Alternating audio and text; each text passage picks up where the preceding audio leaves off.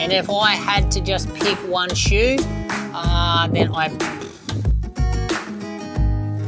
So shoe comparison we've got for you guys today, we've got the brand New Balance Rebel V4 up against the ASICS Novablast 4. So we're going to go through their key features, differences, similarities and performance features, and hopefully from that's going to give you a great indication of which shoe is right for you. But before we get into it, I will give a shout out to my #1 running store for hooking me up with these shoes. That's the Running Company at Geelong. If you want to check out their full range, I've got a link to their website in the description. Also, if you want to support this channel, make sure you hit that subscribe button.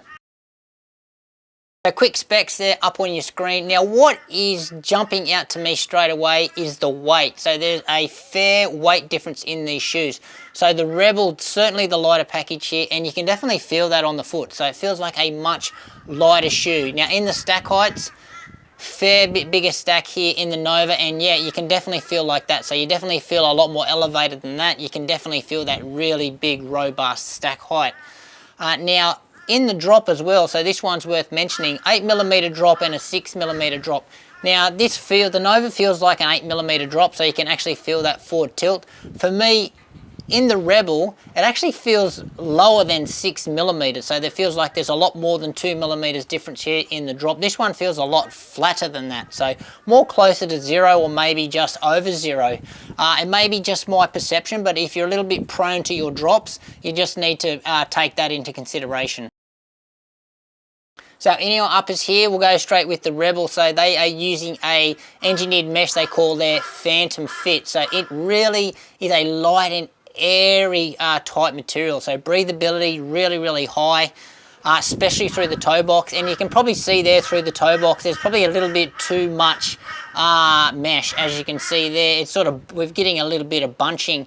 But it's more of a slim down upper. So in the padding wise, not so much padding. In our tongue, we've got a really nice thin gusseted tongue, but really nice. It's got that wing fit on top, so it just sits really nicely on top of the foot. We've got a pretty structured heel counter here, so this is not too bad.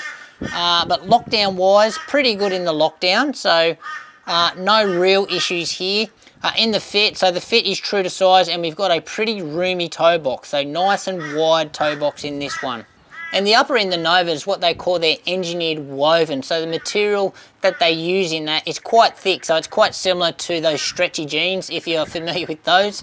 So the breathability isn't the best in this shoe compared to the Rebel. So it definitely could be better, but very comfortable upper. So lots of padding in this shoe, very plush padding all throughout the shoe. The heel counter is very solid, so quite solid, much more solid than in the Rebel. You've got a cool little heel flare there, but that's a really nice addition. Now the tongues in these shoes are probably quite similar, so they're quite thin tongues, both gusseted tongues. Comfort wise, the Nova obviously built for comfort, very comfortable shoe. Build quality in the Novablast, absolutely excellent. Now the fit, for me, true to size, however, it's a longer fit than the Rebel. So if you're susceptible to some length issues, the Nova is certainly the longer fit. However, the wider fit is the Rebel. So it's got the wider toe box, and it feels about normal in the Novablast. So key takeaways for me in the upper is certainly just how they're built. So this one's built up, so it's built for comfort. Breathability, not so good. However, it's going to really suit those cooler climates. It's probably going to last a little longer, this upper. And in the Rebel, really going to suit those hotter conditions or those summer climates. Really light and airy on the foot. And in the midsole of the Rebel, they're using their fuel cell. So new formulation of the fuel cell. 20% of it is P-bar, 80% is that EVA. So brand new formulation that we haven't seen before in the shoe. We don't have a plate in this shoe, so it's quite flexible, this shoe, as you can see there.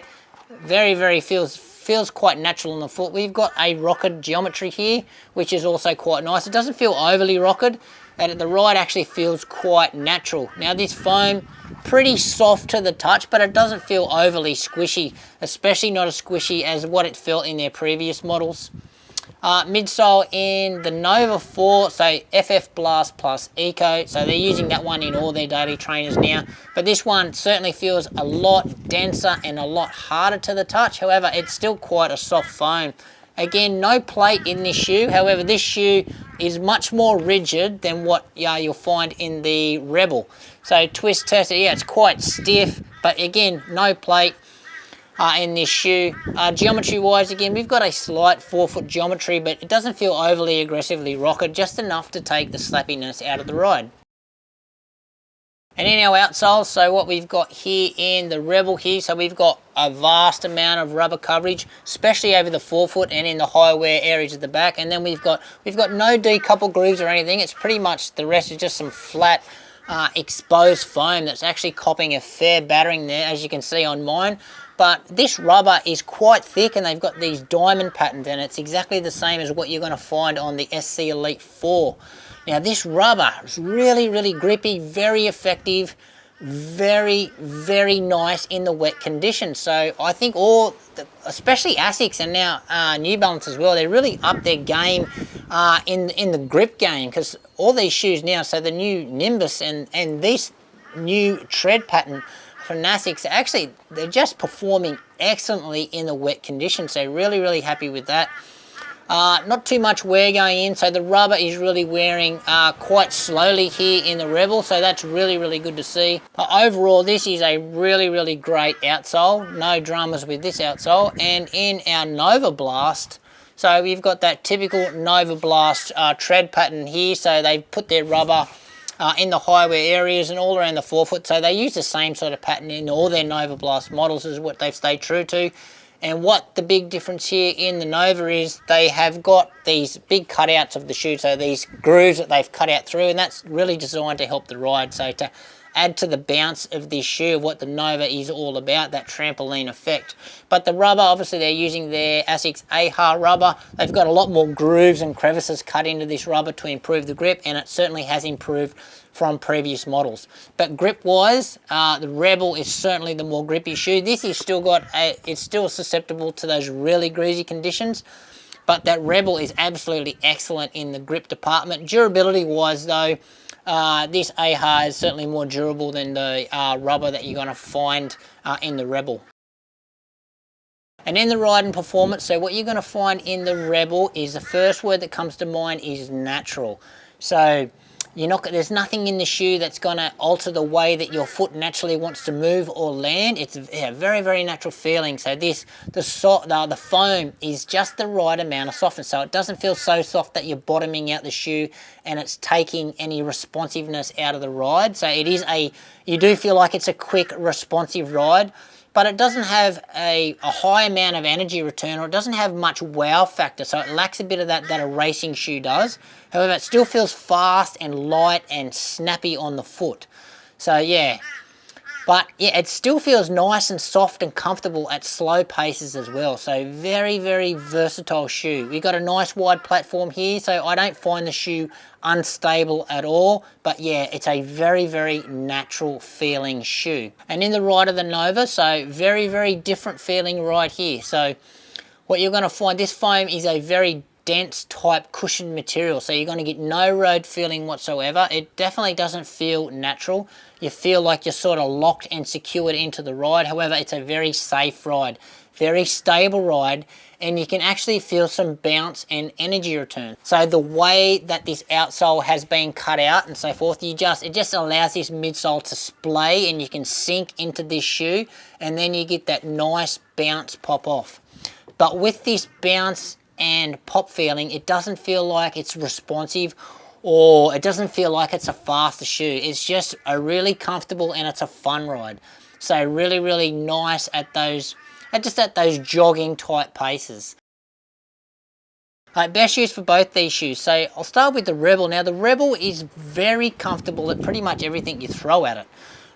So again, I just said it just probably lacks a bit of wow factor, a little of explosiveness to use it in a race. However, if you don't want to race in a carbon plated shoe, then this is totally fine. It's snappy enough, it feels fast enough, just lacks a bit of that wow factor. But yeah, it's quite capable at your daily miles. It's soft enough to go slow. Like, it just feels comfortable at all paces, and I just think it's that natural feeling of the shoe, just enough stack height there to take all the pounding out of the road. So really, really amazing shoe of how versatile it is. Yeah, really, really impressed, really impressed.